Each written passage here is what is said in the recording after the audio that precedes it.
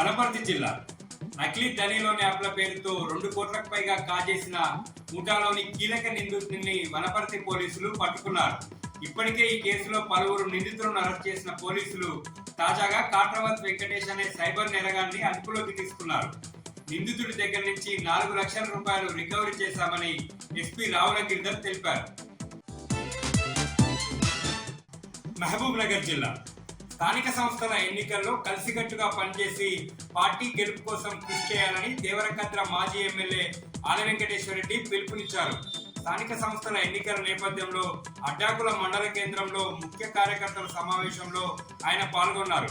Congress party అన్ని వర్గాల ప్రజలను మోసం చేసిందని, హస్తం పార్టీ ఇచ్చిన హామీలను ప్రజలకు గుర్తు చేయాలన్నారు. లోకల్ బాడీ ఎన్నికల్లో పార్టీ విజయం కోసం అనుసరించాల్సిన వ్యూహాలపై పార్టీ కార్యకర్తలకు దిశానిర్దేశం చేశారు. సమావేశం అనంతరం అడ్డాకుల మాజీ జెడ్పీటీసీ రాజశేఖర్ రెడ్డి జన్మదిన వేడుకలు కార్యకర్తల సమక్షంలో ఘనంగా జరిగాయి.